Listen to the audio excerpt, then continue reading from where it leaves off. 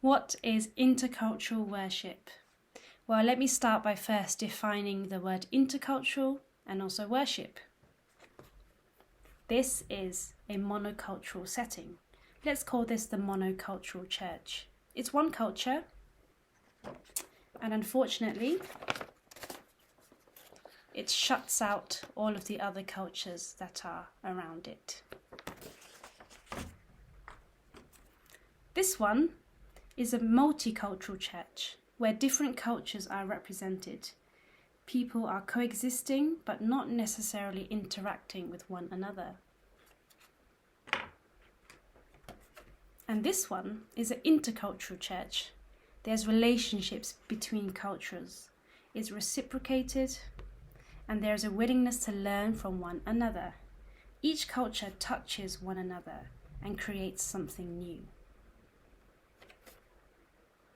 And when we're talking about worship, it is something that we are called to do by God.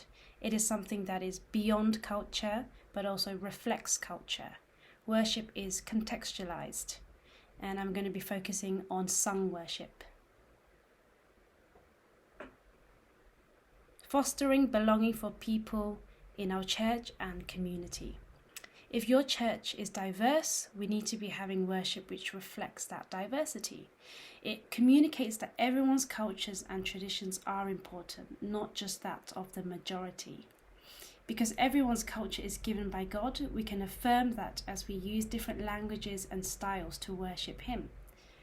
If this is the vision of the church, then we can learn to worship God all together in unity.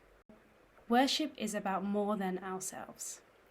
If there's no one from a different culture in the church, it's still important to be doing intercultural worship, because that reminds us that we are part of a big global church family. We have to learn to look outside of our four walls, to think and to pray more missionally and more cross-culturally. We need to rejoice and mourn with our brothers and sisters from around the world. For example, we can play a worship song and then pray for our brothers and sisters who are going through persecution. We can learn more about God. When we see different expressions of God's people, we see different perspectives of God. Our worship time enriches the local church. We can learn to lament using Middle Eastern tunes, or we can dance and praise with our whole bodies in African worship. As we participate, we see a fuller picture of God. What could it look like? Well, intercultural worship could look like this. The whole church could sing a song in English with just a couple of words in a different language. The church can sing a well-known Christian contemporary worship song, but in a different style.